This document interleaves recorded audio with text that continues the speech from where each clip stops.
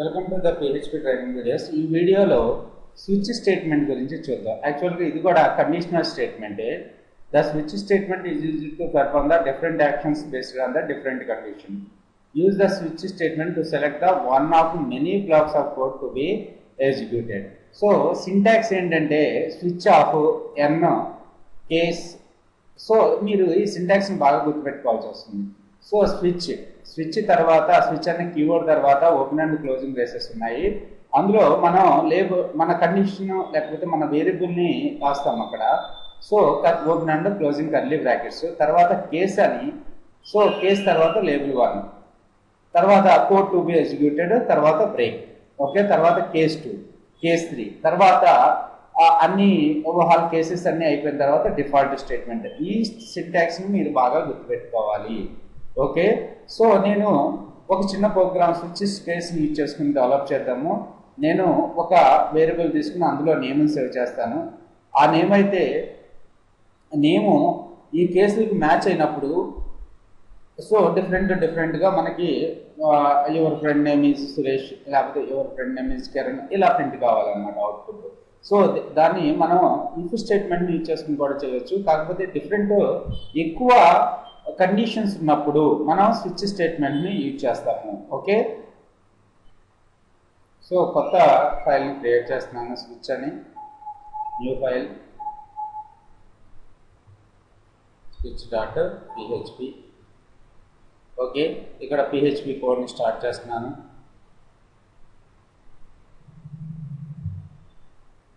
PHPని enter చేస్తున్నాను. ఇక్కడ ఒక వేరియబుల్ నేమ్ తీసుకుంటున్నాను $fname. fname means the friend name. ఒక వాల్యూని అసైన్ చేస్తున్నాను వెంకట్. సో నాకు ఫైనల్గా ఇక్కడ వెంకట్ అనేది ఎప్పుడైనా fname కిరణ్ వెంకట్ నరేష్ ఇలా ఇద్దాం ఇచ్చి వాళ్ళ fname మ్యాచ్ అయినప్పుడు నాకు welcome your friend name is Venkat అని ఇలా డిస్ప్లే కావాలన్నమాట. సో స్విచ్ స్టేట్మెంట్ యొక్క సింటాక్స్ తీసుకోండి.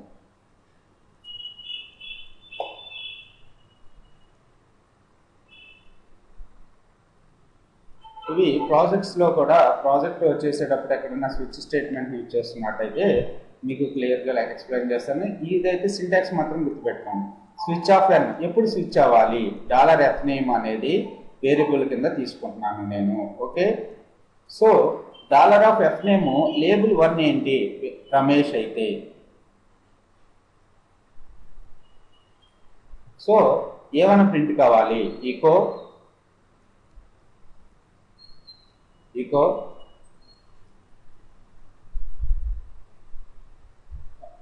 అయితే రమేష్కి ఒక అసైన్మెంట్ చేస్తాను. అక్కడ రమేష్కి ఏం వర్క్ ఇద్దామంటే ఈకో గో హోమ్ అని ఇస్తున్నాను.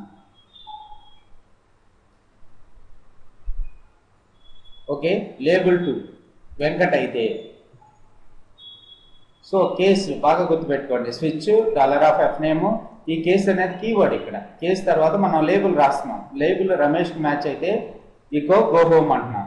సో ఇక్కడతోటి తర్వాత గో హోమ్ వాళ్ళ fname రమేష్తో మ్యాచ్ అయితే ఇక్కడతోటి బ్రేక్ అయిపోయి ఈ స్టేట్మెంట్ అనేది టెర్మినేట్ అయిపోతుంది. లేకపోతే కిరణ్ అయితే సో ఈకో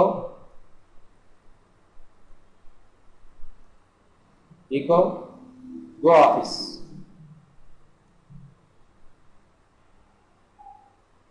ఓకే, సో లేకపోతే వెంకట్ అయితే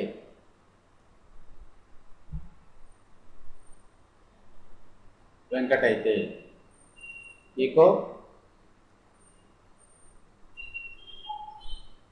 learn PHP. ఓకే, సో ఇక్కడ స్టేట్మెంట్స్ అనేవి ఎప్పుడు కూడా PHPలో సెమీకోలన్ తోటే ఎండ్ కావాలి, మర్చిపోవద్దు. వాళ్ళ ఏవి మ్యాచ్ కాకపోతే పరిస్థితి ఏంటి? So default statement. సో ఇవన్నీ బాగా గుర్తుపెట్టుకోండి మీరు. కేస్ తర్వాత ఎలా వస్తుంది? కేస్ తర్వాత ఇక్కడ లేబుల్ రాస్తున్నాను. లేబుల్ తర్వాత కోలన్ ఉంటుంది. కోలన్ తర్వాత మనం ఏ స్టేట్మెంట్స్ అయితే రన్ కావాలో ఆ స్టేట్మెంట్స్ రాస్తున్నాం. తర్వాత బ్రేక్ రాస్తున్నాను. ఓకే, డిఫాల్ట్గా వాళ్ళు ఏది మ్యాచ్ కాకపోతే నో ఎంప్లాయ్ అని పెడతాం. no 1 is there. Okay, so ఈ కోడ్ని రన్ చేస్తున్నాను, సేవ్ చేస్తున్నాను, మన బ్రౌజర్ ఓపెన్ చేసుకున్నాను. సో ఇక్కడ switch.php ఎర్రర్ ఎక్కడ వచ్చిందో 16. సో ఇక్కడ మనం సెమికోలన్ ఎండ్ చేయలేదు, అదే మిస్టేక్ కింద చూపిస్తుంది. So learn PHP. ఓకే, మనకు నేమ్ మ్యాచ్ అయింది కదా వెంకట్ తోటి. Okay, $f name Venkat match అయింది కాబట్టి లెరన్ PHP అని వస్తుంది. వాళ్ళు ఇక్కడ సంథింగ్ బ్లా బ్లా బ్లా నేమ్ ఇచ్చారు.